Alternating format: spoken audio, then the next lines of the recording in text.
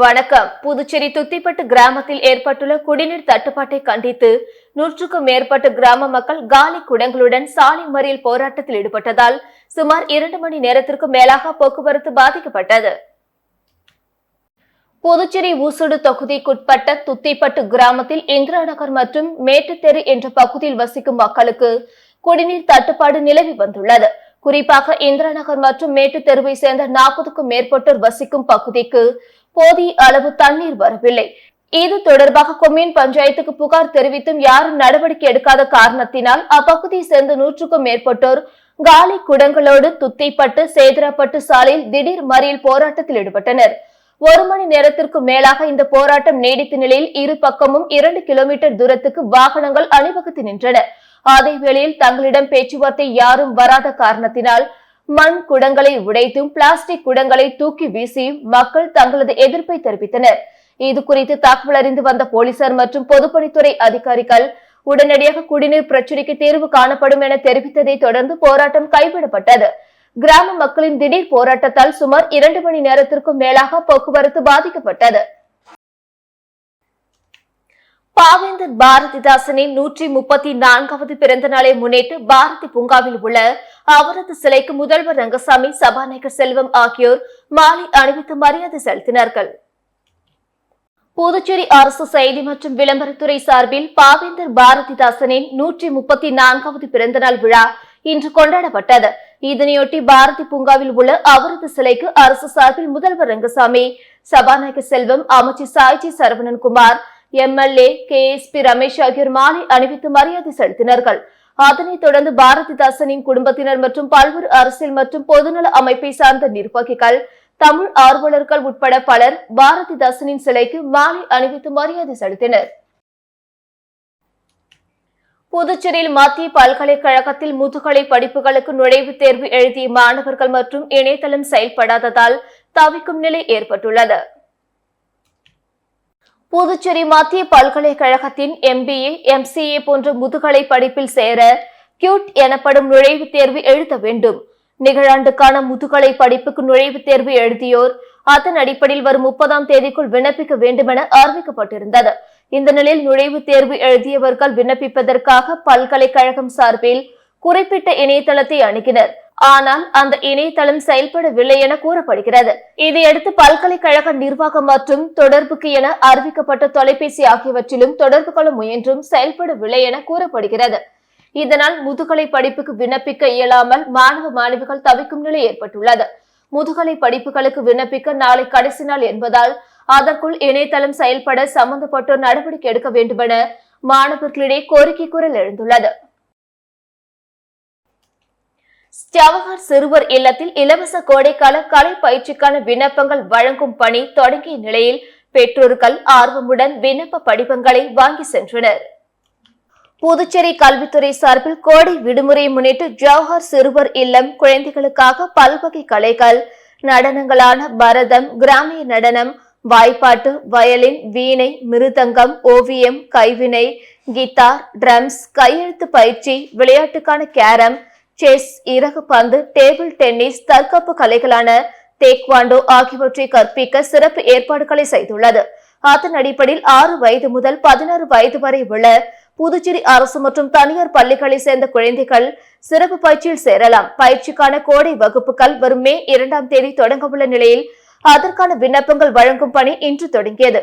புதுச்சேரியில் உள்ள ஜவஹர் சிறுவர் இல்ல வளாகம், லாஸ்பேட்டில் உள்ள கோலக்கார அரங்கசாமி நாயக்கர் அரசு நடுநிலைப்பள்ளி வளாகம், கதிர்காமத்தில் உள்ள அரசு மேல்நிலைப்பள்ளி வளாகம், நோனாங்குப்பம் அரசு மேல்நிலைப்பள்ளி வளாகம், வில்லியனூர் அரசு பெண்கள் நடுநிலைப்பள்ளி வளாகம் ஆகிய இடங்களில் பெற்றோர்கள் ஆர்வமுடன் விண்ணப்ப படிவங்களை வாங்கி சென்றனர்.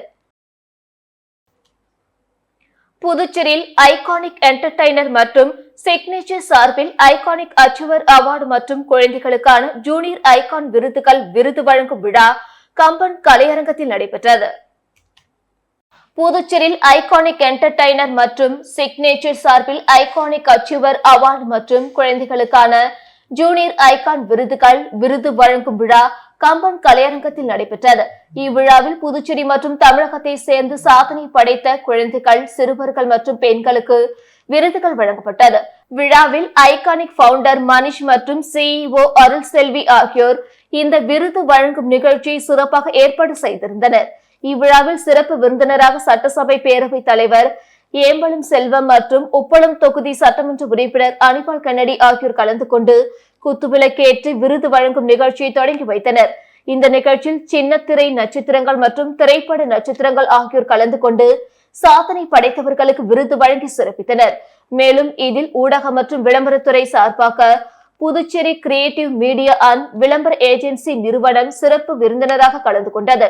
இந்நிகழ்ச்சியில் கலந்து கொண்ட கிரியேட்டிவ் மீடியா அட்வர்டைசிங் ஏஜென்சி உரிமையாளர்கள் ராமகிருஷ்ணன் மற்றும் பிரபு மற்றும் creative media team Senthil, Praveenkumar, Priya, Venkat, Deena, Saravanan ஆகியோர்களுக்கு மேடையில் பரிசு வழங்கி சிறப்பிக்கப்பட்டது. திண்டிவனத்தில் போலியாக அரசு ஆவணங்களை தயாரித்த மோசடி பேர்வழி கைது செய்யப்பட்டு சிறையில் அடைக்கப்பட்டார். திண்டிவனத்தில் உள்ள வட்ட வழங்கல் துறை அலுவலகத்தில் புதியதாக ரேஷன் கார்டு கேட்டு விண்ணப்பம் செய்பவர்களின் ஆவணங்களை வட்ட வழங்கல் அலுவலர் பாவேந்தன் தலைமையிலான குழுவினர் ஆய்வு செய்தனர். இதில் திண்டிவனம் காமாட்சியம்மன் கோவில் தெருவில் உள்ள தனியார் கேஸ் ஏஜென்சி ரசீது மற்றும் ஆதார் கார்டு ஆகியவற்றை போட்டோஷாப் மூலம் திருத்தம் செய்து அதனை வட்ட வழங்கல் துறையிடம் கொடுத்து புதிய ரேஷன் கார்டு கேட்டு விண்ணப்பம் செய்திருந்தது கண்டுபிடிக்கப்பட்டது. இதனை அடுத்து விண்ணப்பம் செய்திருந்த திண்டிவனம் பெலாக்குப்பம் நண்பர்கள் காலனியை சேர்ந்த கோவிந்தராஜ் மனைவி மகேஸ்வரி என்பவரிடம் அதிகாரிகள் விசாரணை செய்ததில் மகேஸ்வரி பெயரில் கேஸ் இணைப்பு இல்லாத போதும் அவர் பெயரில் போலியாக கேஸ் இணைப்பு உள்ளதாக ஆவணங்கள் தயாரிக்கப்பட்டுள்ளது தெரிய வந்தது. இதன் பேரில் வட்ட வழங்கல் துறை அலுவலர் பாவேந்தன் தலைமையிலான குழுவினர் திண்டிவனம் செஞ்சி ரோட்டில் உள்ள முனிசிபல் காம்ப்ளெக்ஸில் நெட் சென்டர் வைத்துள்ள திண்டிவனம் சஞ்சீவிராயன் பேட்டை முதல் தெருவில் வசிக்கும் சந்திரசேகரன் மகன் சதீஷ்குமார் என்பவரை தேடி சென்ற போது அவர் அங்கு இல்லாததால் வட்ட வழங்கல் அலுவலர் திண்டிவனம் டவுன் போலீசில் சதீஷ்குமார் மீது புகார் அளித்தார். அதன் பேரில் போலீசார் சம்பந்தப்பட்ட நெட் சென்டர் மையத்திற்கு நேரில் வந்தபோது அங்கிருந்த சதீஷ்குமாரை கைது செய்தனர். பின்னர் மையத்தில் இருந்த computer, monitor, CPU, keyboard, mouse, UPS, printer ஆகியவற்றை பறிமுதல் செய்து காவல் நிலையத்திற்கு எடுத்து சென்றனர். திண்டிவனம் டவுன் போலீசார் சதீஷ்குமார் மீது இந்திய தண்டனை சட்டம் பிரிவுகள் 277, 455, 466, 468, 471 ஆகிய பிரிவுகளின் கீழ் போலியாக அரசாங்க ஆவணங்களை தயாரித்து மோசடி செய்தல் பிரிவின் கீழ் வழக்கு பதிவு செய்தனர். கைது செய்யப்பட்ட சதீஷ்குமாரை போலீசார் முதலாவது குற்றவியல் நீதிமன்றத்தில் ஆஜர்படுத்தி சிறையில் அடைத்தனர்.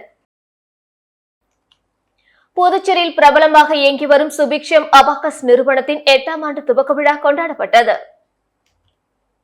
புதுச்சேரி தலைமை இடமாக கொண்டு இயங்கி வரும் பிரபல நிறுவனமான சுபிக்ஷம் அபாக்கஸ் நிறுவனத்தின் 8ஆம் ஆண்டு துவக்க விழா சுபிக்ஷம் அபாக்கஸ் நிறுவனத்தில் கொண்டாடப்பட்டது. இந்த நிகழ்ச்சியில் சுபிக்ஷம் அபாக்கஸ் நிறுவன உரிமையாளர் மற்றும் ஊழியர்கள், மாணவர்கள் பலர் கலந்து கொண்டனர். இந்த கல்வி நிறுவனத்தில் டேக்கர், அபாக்கஸ் மற்றும் வேதிக் மேக்ஸ் ஆகிய வகுப்புகள் மாணவர்களுக்கு பயிற்சி அளிக்கப்படுகிறது. இந்த வகுப்புகள் குழந்தைகளின் கல்வி திறனை மேம்படுத்துகிறது. சுபிக்ஷம் அகாடமியில் மிட் பிரெயின் ஆக்டிவேஷன் என்ற புதிய வகுப்பினை அறிமுகப்படுத்தி உள்ளது. இந்த வகுப்பின் மூலம் குழந்தைகளின் கல்வித்திறன் மட்டுமின்றி குழந்தைகளின் வாழ்வியல் ரீதியான மாற்றத்தை தருகிறது. இன்றைய குழந்தைகளின் மன தடுமாற்றங்களை நீக்கி குழந்தைகளின் வாழ்வில் புதிய பாதையை உருவாக்கி தருகிறது. குழந்தைகள் விடுமுறை நாட்களை பயனுள்ளதாக மாற்றிக்கொள்ள சிறப்பு வகுப்புகளும் நடத்தப்படுகிறது. சுபிக்ஷம் அபாக்கஸ் நிறுவனத்தின் கிளைகள் புதுவையின் அனைத்து பகுதிகளிலும் இயங்கி வருவது குறிப்பிடத்தக்கது. திண்டிவனத்தில் அதிமுக சார்பில் அமைக்கப்பட்ட நீர்மோர் பந்தலை முன்னாள் சட்டத்துறை அமைச்சர் CV சண்முகம் திறந்து வைத்து பொதுமக்களுக்கு நீர்மோர் வழங்கினார். கடந்த சில தினங்களாக வெயிலின் தாக்கம் அதிகரித்து காணப்படுகிறது. தமிழகம் முழுவதும் கோடை வெப்பத்தால் தவிக்கும் பொதுமக்களின் நலன் கருதி அதிமுக சார்பில் முன்னாள் முதல்வர் எடப்பாடி பழனிசாமி மற்றும் முன்னாள் அமைச்சர்கள் என அதிமுகவின் முக்கிய நிர்வாகிகள் நீர்மோர் பந்தலை திறந்து வருகின்றனர். இதேபோல் திண்டிவனத்தில் உள்ள பல்வேறு இடங்களில் நீர்மோர் பந்தல் திறக்கப்பட்டது. திண்டிவனம் RS பிள்ளை வீதி சந்திப்பு, செஞ்சி பேருந்து நிறுத்தம் உள்ளிட்ட பல்வேறு இடங்களில் பொதுமக்களின் தாகம் தீர்க்க நீர்மோர் பந்தலை முன்னாள் சட்டத்துறை அமைச்சர் CV சண்முகம் திறந்து வைத்தார். நீர்மோர் பந்தலில் இளநீர், நுங்கு, வெள்ளேரி பிஞ்சி, தர்பூசணி, குளிர்பானங்கள் ஆகியவை வழங்கப்பட்டன. இந்நிகழ்ச்சியில் திண்டிவனம் சட்டமன்ற உறுப்பினர் அர்ஜுனன் உள்ளிட்ட கட்சி நிர்வாகிகள் பலர் கலந்து கொண்டனர். எதிர்வரும் மே 1ஆம் தேதி புதுச்சேரியில் உள்ள 108 பஞ்சாயத்துகளிலும் கிராம சபை கூட்டம் நடத்த நடவடிக்கை எடுக்க வேண்டும் என ராஜீவ்காந்தி பஞ்சாயத்து ராஜ் சங்கத்தினர் மாவட்ட ஆட்சியரிடம் மனு அளித்தனர். புதுச்சேரி ராஜீவ்காந்தி பஞ்சாயத்து ராஜ் சங்கத்தின் மாநில தலைவர் அமுதரசன் தலைமையில் நிர்வாகிகள் மாவட்ட ஆட்சியர் குலந்துங்கனை சந்தித்து கோரிக்கை மனு அளித்தனர். அவர்கள் அளித்துள்ள மனுவில் எதிர்வரும் மே 1ஆம் தேதி புதுச்சேரியில் உள்ள 108 பஞ்சாயத்துகளிலும் கிராம சபை கூட்டம் நடைபெற நடவடிக்கை எடுக்க வேண்டும் என்று குறிப்பிடப்பட்டுள்ளது. மனுவை பெற்றுக்கொண்ட மாவட்ட ஆட்சியர் விரைந்து நடவடிக்கை எடுப்பதாக உறுதியளித்தார். இந்த சந்திப்பின் போது புதுச்சேரி பொறுப்பாளர் ரமேஷ், காங்கிரஸ் கட்சியின் ஊடக பிரிவு சேர்மன் R.E. சேகர், பஞ்சாயத்து ராஜ் மாநில பொதுச் செயலாளர் கோவிந்தன், தொகுதி தலைவர்கள் புஷ்பராஜ், சங்கர், பாபு, ஹேமாவதி, மாலினி, தேவி, ஷேக் மொய்தீன், மாறன் ஆகியோர் உடனிருந்தனர். புதுச்சேரியில் 9 வயது சிறுமி கடத்தி கொலை செய்யப்பட்ட வழக்கில் நாளை குற்றப்பத்திரிகை தாக்கல் செய்யப்பட உள்ளது. புதுச்சேரி முத்தியால்பேட்டை சேர்ந்த 9 வயது சிறுமி கடந்த மாதம் 2ஆம் தேதி கடத்தப்பட்டு படுகொலை செய்யப்பட்டார். இந்த வழக்கில் அதே பகுதியை சேர்ந்த விவேகானந்தன் என்ற முதியவரும் கருணாஸ் என்ற இளைஞரும் சிறுமியை பாலியல் வன்கொடுமை செய்து கொலை செய்தது தெரிய வந்தது. இதையடுத்து இருவரும் கைது செய்யப்பட்டு காலப்பட்டு மத்திய சிறையில் அடைக்கப்பட்டு தொடர்ந்து விசாரணை நடைபெற்று வருகிறது. இந்நிலையில் சிறுமி உடலை பிரேத பரிசோதனை செய்த ஜிப்மர் மருத்துவமனை அதன் அறிக்கையினை போலீசார் கழித்தனர். இதையடுத்து இந்த வழக்கு விசாரணை முடியும் தருவாயில் உள்ள நிலையில் நாளை முத்தியால்பேட்டை போலீசார் புதுச்சேரி போக்சோ விரைவு நீதிமன்றத்தில் சிறுமி கொலை வழக்கு தொடர்பான குற்றப்பத்திரிகை தாக்கல் செய்ய உள்ளனர். இதனைத் தொடர்ந்து இந்த வழக்கில் தொடர்புடைய 2 குற்றவாளிகளுக்கும் விரைவில் நீதிபதி தீர்ப்பளிப்பார் என எதிர்பார்க்கப்படுகிறது. ஆரோவில் அருகே நாய்களுக்கு விஷம் வைத்த மர்ம நபர்களை கைது செய்ய கோரி தேசிய விலங்குகள் நல அமைப்பு சார்பில் புகார் அளிக்கப்பட்டது.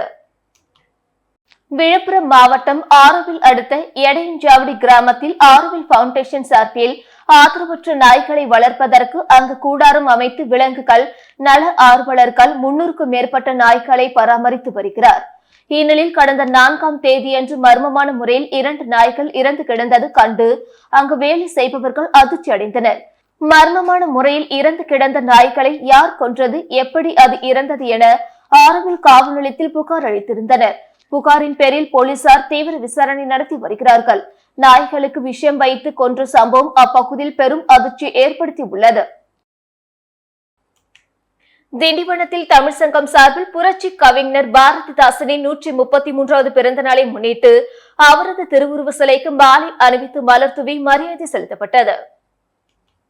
திண்டிவனம் தமிழ் சங்கம் சார்பில் புரட்சி கவிஞர் பாரதிதாசனின் 133வது பிறந்த நாளை முன்னிட்டு RS பிள்ளை வீதி சந்திப்பில் அமைக்கப்பட்டுள்ள அவரது திருவுருவ சிலைக்கு நகரமன்ற தலைவர் நிர்மலா ரவிச்சந்திரன், திண்டிவனம் தமிழ் சங்க சிறப்பு தலைவரும் ஸ்ரீமத் சிவஞான பாலய சுவாமிகள் தமிழ் கலை அறிவியல் கல்லூரி முதல்வர் திருநாவுக்கரசு, வட்டாட்சியர் சிவா, திண்டிவனம் தமிழ் சங்க தலைவர் துரை, ராசமாணிக்கம் உள்ளிட்டோர் மாலை அணிவித்து மலர் தூவி மரியாதை செலுத்தினர். தொடர்ந்து சிறுமி பூமழை பாரதிதாசனின் தமிழ் கவிதைகள் குறித்தும் அவரது தமிழ் தொண்டு குறித்தும் பேசினர். திண்டிவனம் அடுத்த கொள்ளியங்குளம் சுந்தர விநாயகர் கோவிலில் சித்திரை மாத சங்கடஹர சதுர்த்தி விழா நடைபெற்றது. விழுப்புரம் மாவட்டம் திண்டிவனம் அடுத்த கொள்ளியங்குளம் சுந்தர விநாயகர் கோவிலில் சித்திரை மாத சங்கடஹர சதுர்த்தி விழா வெகு விமர்சையாக நடைபெற்றது. சங்கடஹர சதுர்த்தி விழாவை முன்னிட்டு மூலவருக்கு மஞ்சள், பால், தயிர், பஞ்சாமிர்தம், சந்தனம், விபூதி உள்ளிட்ட பல்வேறு வகையான அபிஷேகங்கள் செய்யப்பட்டது. தொடர்ந்து மலர்களால் அலங்கரிக்கப்பட்ட மூலவருக்கு தீபார்த்தனை காண்பிக்கப்பட்டது. இதில் திரளான பக்தர்கள் கலந்து கொண்டு சுவாமி தரிசனம் செய்தனர். புதுச்சேரியில் மீன்பிடி தடைக்காலம் தொடங்கியதை அடுத்து ஏரிகளில் வளர்க்கப்படும் மீன்களின் விற்பனை அதிகரித்துள்ளது. புதுச்சேரியில் கடந்த 15ஆம் தேதி முதல் மீன்பிடி தடைக்காலம் தொடங்கியதால் விசைப்படகுகள் மீன்பிடிக்க செல்லவில்லை. கட்டுமரம், வல்லம் போன்றவற்றில் மட்டுமே கரையோர மீன்பிடிக்கப்படுகிறது. ஆனால் அதில் மீன்வரத்து அதிகம் இல்லை என மீனவர்கள் கூறுகின்றனர். இதையடுத்து புதுச்சேரியை சுற்றியுள்ள குருவிநத்தம், பாகூர், உசுட்டேரி ஆகியவற்றில் வளர்ப்பு மீன்கள் பிடிக்கப்பட்டு மீன் சந்தையில் விற்கப்பட்டு வருகின்றன. புதுச்சேரியில் உப்பளம், நெல்லித்தோப்பு, லாஸ்பேட்டை உள்ளிட்ட பல பகுதிகளில் மீன்களை வாங்க அதிக அளவில் கூட்டம் காணப்பட்டது. இவர்களுக்கு ஏரிகளில் பிடிக்கப்பட்ட மீன்களான கெண்டை, விரால் போன்றவற்றை விநியோகிக்கப்பட்டன. மீன்பிடி தடைக்காலத்தால் ஏரி மீன்களின் விற்பனை தினமும் அதிகரித்துள்ளதாகவும் மீன் விற்பனை செய்பவர்கள் தெரிவித்துள்ளனர். புதுச்சேரி யாதவ முன்னேற்ற சங்க பொதுக்குழு கூட்டம் மற்றும் புதிய நிர்வாகிகள் பதவியேற்பு விழா தனியார் திருமண மண்டபத்தில் நடைபெற்றது. புதுச்சேரி யாதவ முன்னேற்ற சங்க பொதுக்குழு கூட்டம் மற்றும் புதிய நிர்வாகிகள் பதவியேற்பு விழா தனியார் திருமண மண்டபத்தில் நடைபெற்றது. கூட்டத்திற்கு சங்க தலைவர் VMS ரவி தலைமை தாங்க செயலாளர் பேராவூர் பொன்மூர்த்தி வரவேற்புரை வழங்கினார். சங்க பொருளாளர் ராசா என்கிற வரதராசு நிதிநிலை அறிக்கையை வாசித்தார். அதனைத் தொடர்ந்து 2024-27 ஆண்டுக்கு நிர்வாகிகள் பொதுக்குழுவால் அங்கீகரிக்கப்பட்டு பொறுப்பேற்றுக் கொண்டனர். மேலும் சங்கத்திற்கு 2ஆம் கட்ட தலைவர்கள் செயற்குழு உறுப்பினர்கள் தேர்வு செய்யப்பட்டு பொறுப்பேற்றுக் கொண்டனர்.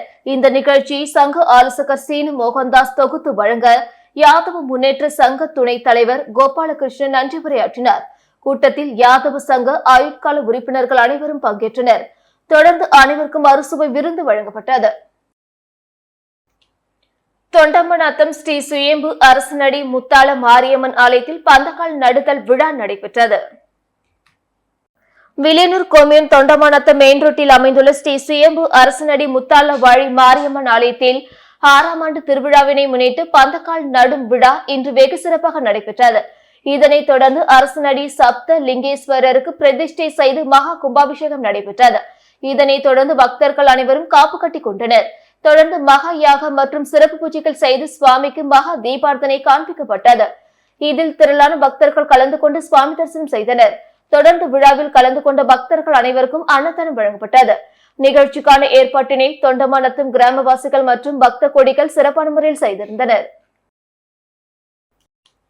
அகில இந்திய சமூக நல அமைப்பின் 3வது மற்றும் 4வது கூட்டம் பட்டானூரில் அமைப்பு கட்டி வரும் கட்டிடத்தில் நடைபெற்றது. அகில இந்திய சமூக நல அமைப்பின் நிறுவனர் புரட்சி திலகம் கே பாக்கியராஜ் வழிகாட்டுதல் படி அமைப்பின் 3வது மற்றும் 4வது கூட்டம் பட்டானூரில் அமைப்பு கட்டி வரும் கட்டிடத்தில் நடைபெற்றது.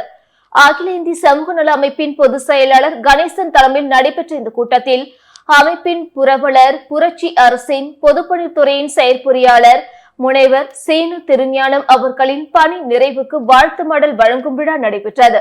மேலும் இந்த கூட்டத்தில் தலைவர் செல்வராஜ், ரோட்டரி முன்னாள் உதவி ஆளுநர் புகழேந்தி உள்ளிட்ட பலர் கலந்து கொண்டனர்.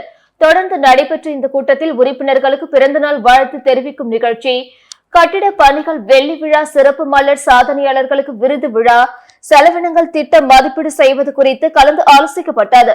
இதில் நிர்வாகிகள் உறுப்பினர்கள் பலர் கலந்து கொண்டனர்.